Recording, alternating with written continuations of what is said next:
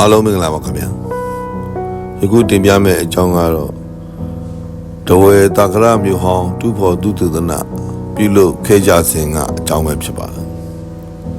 အချိန်က2000ခုနှစ်ဝန်းကျင်ရှေးအောင်သူသေသနာတူဖို့မှုဌာနစိတ်အနေနဲ့တနင်္သာရီမြိတ်တဝဲဘက်များကိုကွင်းအကျဉ်းချင်းဆင်းမှုကြပါတော့လဲအဆိုပါကွင်းစင်းတွေ့ရှိချက်အစီရင်ခံစာများအတွင်းကမြန်မာနိုင်ငံရဲ့မြေပုံခြေထောက်တစ်လျှောက်မှာရှိတဲ့ရှေးမြောင်များကိုမူတခါဘူးများတူဖို့သူသေသနာမပြုလုပ်ခဲ့ရပါဘူး။ဒါကြောင့်အဆိုပါမြောင်များရှိရာကိုတူဖို့သူသေသနာပြုပြီးအောက်မြန်မာနိုင်ငံရဲ့လက်လက်လျက်ရှိတဲ့မြန်မာသမိုင်းကွင်းဆက်များကိုထပ်မံဖြည့်ဆွဲကြရန်လို့ငါတူဖို့မှုဌာနစိတ်အနေနဲ့စီမံချက်များရေးဆွဲပြီးခီးထွက်ခဲ့ကြပါတယ်။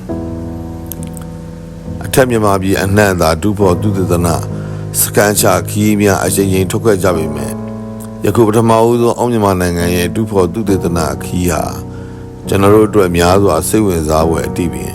ဖြစ်ပါတယ်ဒေသန္တရဘုဟုတုတရေမြေတောတောင်ဒေသခံတိုင်းသားလူမျိုးများကအစအရာရာအလုံးဟာကျွန်တော်တို့တွေအတွက်အသစ်အဆန်းကြီးဖြစ်လျက်ဒေသခံများရဲ့ချစ်စရာဘာသာစကားများကလည်းဟိုးရှိရခင်ကသိရှိခင်မင်ခဲ့ပြီးတဲ့ရွှေမျိုးမိတ်ဆွေများပြန်လဲတွေ့ဆုံရတဲ့ကဲ့သို့ရှိလာပါတယ်ကျွန်တော်တို့တူဖို့မှုအဖွဲ့ကတဝဲမြို့မှာခိတတဲခိုပြီးနောက်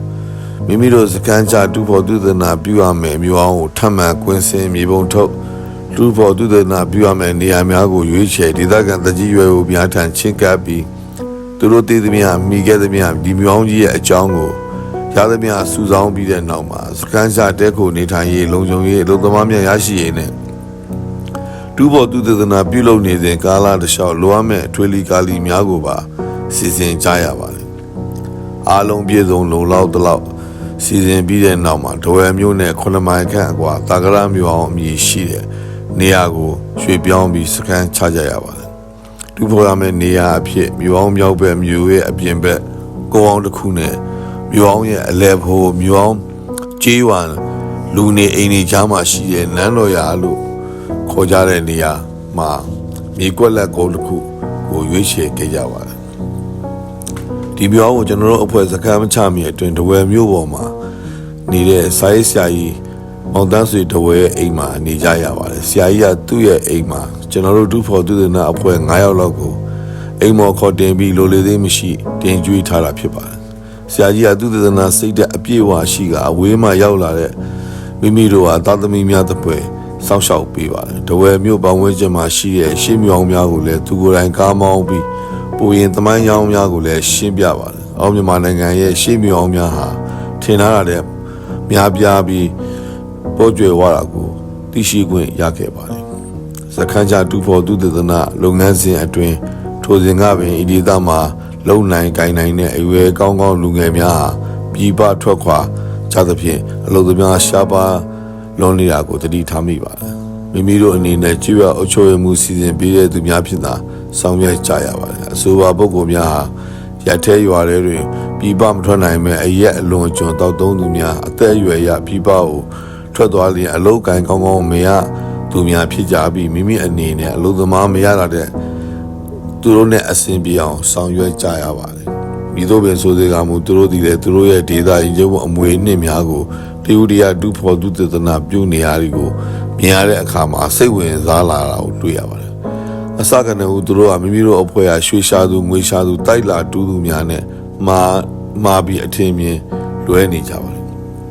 မိမိတို့အဖွဲ့နေစဉ်တူဖို့သူသေသနာပြုလုပ်နေစဉ်အတွင်ဒေသခံကိုလာဝင်းဆိုသူမှနေစဉ်မပြည့်လက်ကလေးနောက်သို့ပြည့်ပြီးလာရောက်ကြည့်ရှုလေရှိပါတယ်သူကနေ့လေ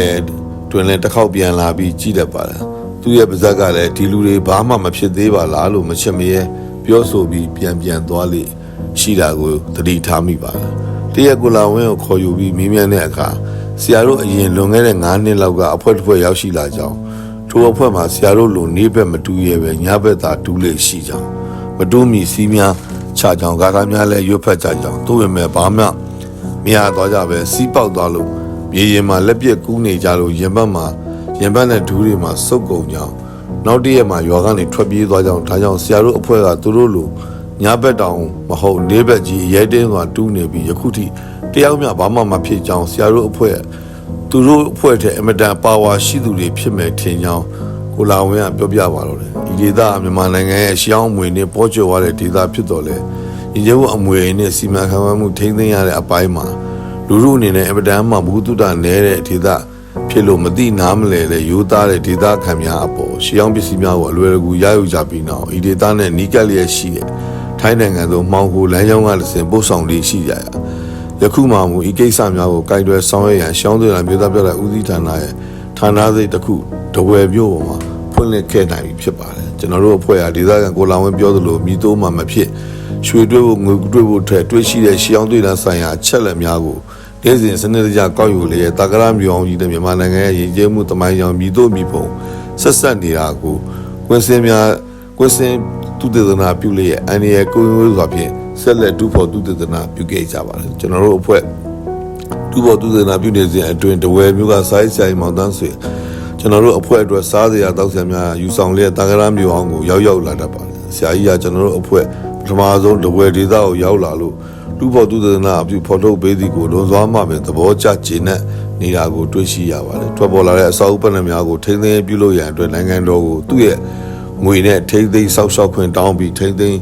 ခဲ့ပါတယ်ကျွန်တော်တို့အဖွဲ့တူဖို့သူသနာပြုပြီးစကန်သိမ်းဖို့ရန်ကုန်ကိုပြန်မှုအတွက်တဝယ်မြို့မှာရှိတဲ့ဆရာကြီးရဲ့အိမ်မှာခိတ္တပြန်လေတဲ့ခုကြာမှာဆရာကြီးကအံ့ဩဖွယ်ရာအကြောင်းတစ်ခုကိုပြန်မဲ့ရဲ့နောက်ဆုံးညတကြမှာကျွန်တော်တို့ကိုပြောကြားခဲ့ပါတယ်မောင်တို့ယုံခြင်းလဲယုံမယ်မယုံခြင်းလဲရပါတယ်အန်ကယ်ကြုံခဲ့ရတာအန်ကယ်မင်းတို့နန်းတော်ရတူးနေစဉ်ရောက်ခဲ့တော့ကမင်းတို့တူဖို့သူသနာပြုနေသူတွေရဲ့ကြားမှာနန်းဝင်နန်းစားနဲ့မင်းအရွယ်လူငယ်တယောက်နဲ့အသက်ခက်ကြီးအမတ်ကြီးတယောက်ကိုတွေ့လို့အန်ကယ်အမျှပေးဝေလိုက်ပါတယ်တဲ့ကျွန်တော်တို့လည်းအန်ကယ်ထံကိုမထင်မှတ်တဲ့အန်ကယ်ထံကနေပြီးတော့မထင်မှတ်တဲ့စကားကြားလို့ချက်ချင်းဆိုလိုပဲစသိမ်းမွေးခြင်းများထားသွားပါတော့တဲ့ဆိုတာကိုတင်ပြရင်ဒီကုန်းချုပ်ပါတယ်အားလုံးကိုကျေးဇူးတင်ပါတယ်ခင်ဗျာ